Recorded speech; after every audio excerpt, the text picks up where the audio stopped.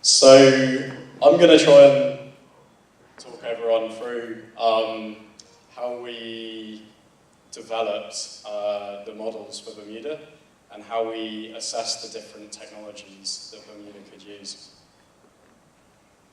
So the starting point was Bermuda's Electricity Act. This gives really clear guidance as to Bermuda's priorities in terms of new electricity generation.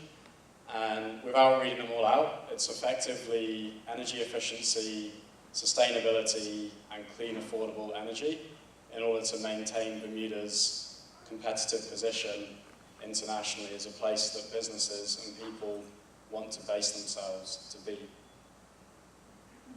So, considering those points from the Electricity Act, we felt the best approach was to adopt several scenarios. This was what Belco did in their IRP, but we felt the range of scenarios was too narrow, so none of the scenarios aggressively pursued renewables. And so what we did is we did a baseline scenario that was identical to Belco's scenario, and this allowed us to check all our calculations and make sure the numbers were coming out the same as Belco's with the same assumptions. And that was mainly fossil fuels with a small amount of solar. We then assessed the potential for energy efficiency, and we felt there was likely to be a greater reduction in electricity demand than Belco had forecast. And so our second scenario was, again, the same mix of generation as Belco proposed, but just a smaller amount of electricity overall. The third scenario was where we looked at how far we can pursue solar. So if we just go all out for solar PV, how much can we practically deploy? And then the final scenario, the optimum renewable scenario, was where we looked at bringing in offshore wind to the energy mix to see what effect that would have. And so for each of those scenarios, the process we used is shown here. So we start by forecasting demand. So how much electricity are we going to need each year over the 20-year study period? We then look at the potential for energy efficiency and how much that demand is likely to reduce from energy efficiency. And we then look at electricity sources. So when we're looking at these, we're thinking about how much does the electricity cost, both in environmental terms and in financial terms. And we take all that information and we put it into a model that we run, and that helps give us results that let us decide the optimum generation mix for Bermuda. So we're going to start on the left-hand side of that diagram I just showed you and just work our way through. So we started with a demand forecast, and we actually used Belco's forecast. So we read the IRP and the assumptions that we made, and we felt it was plausible, it was reasonable. So we used that as our baseline. The only change we made is we felt that there's likely to be more deployment of electric vehicles faster. And so that dotted line is showing a little bit of extra demand that we forecast. And that's from about 5,000 electric cars being on the roads by 2038. And you can see that leads to quite a small increase in demand, and that's down to small driving distances and also the efficiency of electric vehicles. So then we looked at the potential for energy efficiency, and we looked at residential energy efficiency, commercial efficiency, and industrial efficiency separately. And just using residential as an example, we broke it down into end uses. So air conditioning, water heating, refrigeration, lighting. And we looked at each technology and figured out what's representative, what's currently being used in Bermuda, and then just assuming natural appliance replacement rates, just from them aging and wearing out, and what they'd be replaced with, that gave us an indication of how energy is likely to reduce. So this isn't from any change in policy, this is just from the stuff we import becoming more efficient. And so when we factor all that into account, it gives us a new demand curve. So what we've got at the top there, that grey wedge, that's the electric vehicles, which actually increase demand slightly. But then the pink and the orange wedge, those are the efficiencies from the commercial and residential sectors. And so that pulls demand back down again. And so if you follow the black line along the bottom, that's our revised demand curve. So next, we look at what electricity generation sources we have available to Bermuda. So we have the sun on the left there, we have the wind, and then we have fossil fuels. And with fossil fuels, we've got fuel oil, which we're currently using, liquefied natural gas, which is what Belco were proposing, we transition towards in the IRP. And then finally, we've got LPG, so liquid propane gas. So just running through each of those resources, Bermuda has excellent solar resources, so much so that just 8% of the footprint of buildings in Bermuda could generate 60 megawatts of electricity. And to put that in context, Belco's peak demand in the summer, when everyone's air conditioners are running flat out, is about 110 megawatts. So 8% of the building footprint on a sunny day is more than half of Bermuda's demand. If we then add in some utility scale arrays with good high efficiency modules, we're looking at another 24 megawatts of potential PV capacity. And so you can see space really isn't the issue for solar in Bermuda. We could generate more electricity than we'd know what to do with. The lifespan is 25 to 30 years, and it's a very reliable, mature technology. So some of you may be thinking, why don't we just go all out for solar? So this graph is showing why not. And what we've got here is a 7-day period in July. And if you follow the black line across, that's demand for electricity. So you can see each day it increases as people turn on their appliances and air conditioners and go to work. And then in the evenings, it dips back down again. And then in yellow, we've got the solar generation. So you can see in the middle of the day, we're producing way more power than we can use. So we can store some of that power, and if you look at the green shading there in the troughs of the graph, that's representing power that in the model has been stored during those hours when we're producing more than we can use. We're then using it overnight. And then the grey area there is the remaining fossil fuel generation we need to meet demand. Basically, we found that although we could go up to well over 100 megawatts, it doesn't really make a lot of sense because you end up having to store too much. So our scenarios assumed 84 megawatts of solar. Then offshore wind turbines, we have an excellent wind resource. There's been numerous studies over more than 2 decades now. Several studies from Belco, UCSB did a study in 2014, and then we did our own analysis using local weather data that we used for this study. Modern wind turbines, you're looking at 6 to 12 megawatts per turbine.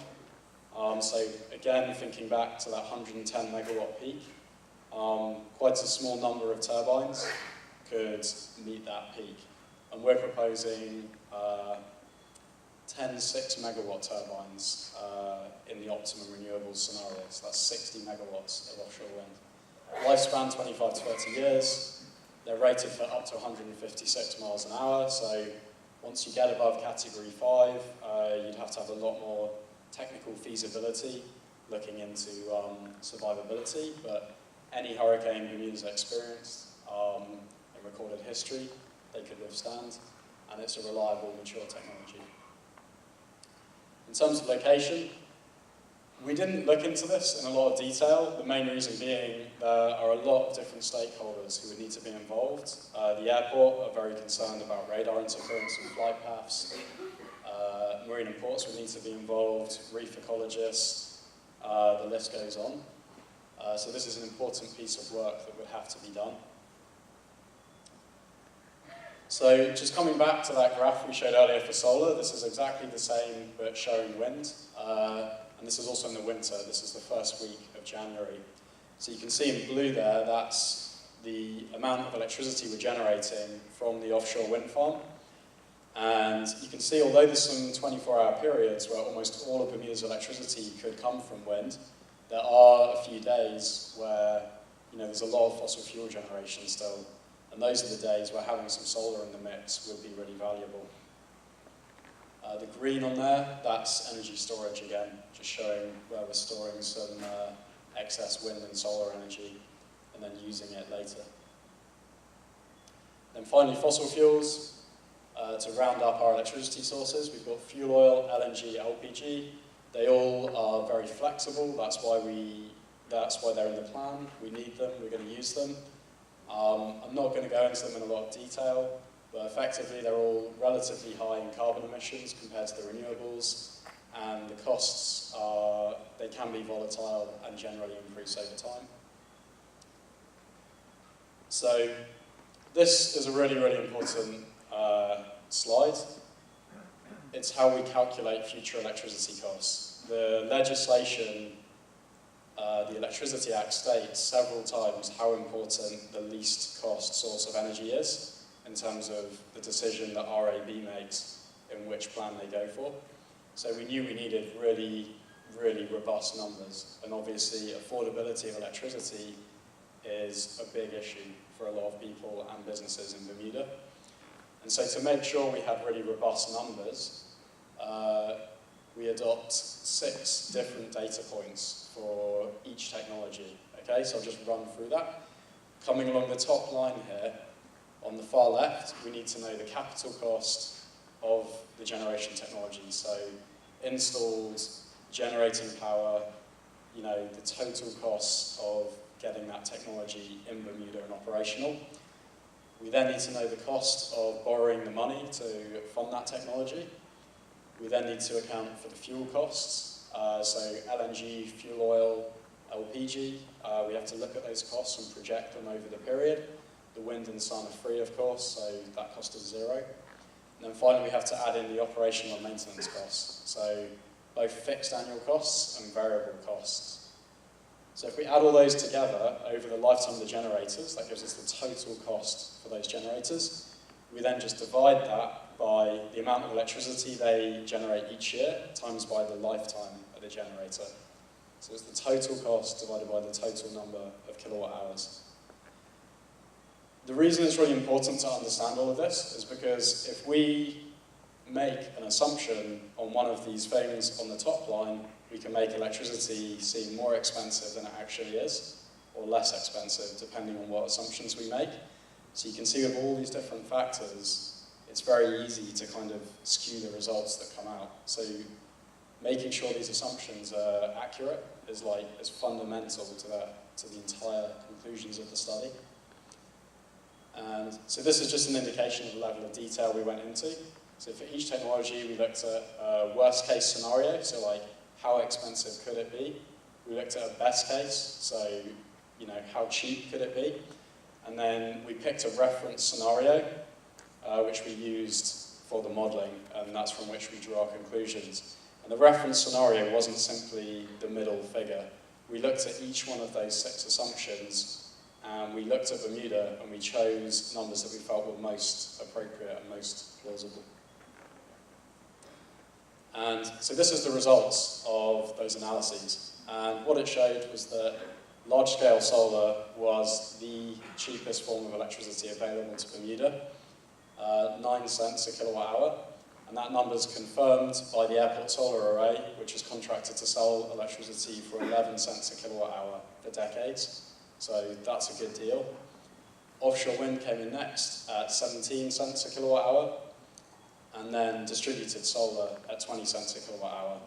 The reason distributed solar is more expensive is mainly due to the permitting costs. So each system, you're having to do a planning application, you're having to do Belco interconnection, and there's labour costs and permitting fees associated with those processes. So what this tells us is that Bermuda has the potential to get distributed solar costs down from 20 cents, maybe not to 9 cents, but certainly a lot lower by removing some of those bureaucratic hurdles.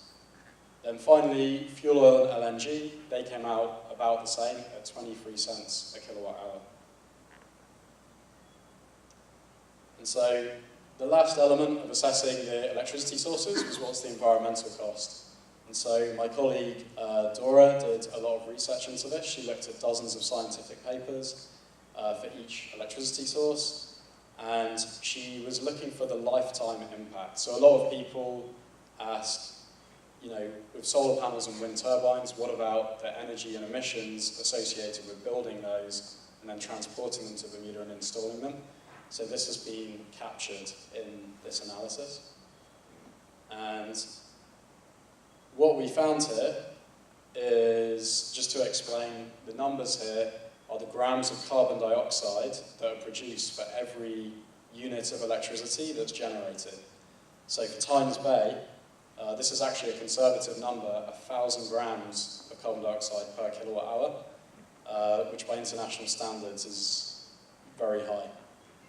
Then oil comes in next at 900 grams per kilowatt hour, followed by liquefied natural gas. So we can see that is an improvement over oil, but compared to solar and offshore wind, you know, it's really not that great. And what this really shows us is if we move to LNG, although it's an improvement, we're always going to be, you know, we're halfway there. We're always going to then be trying to get more solar and offshore wind to decarbonize the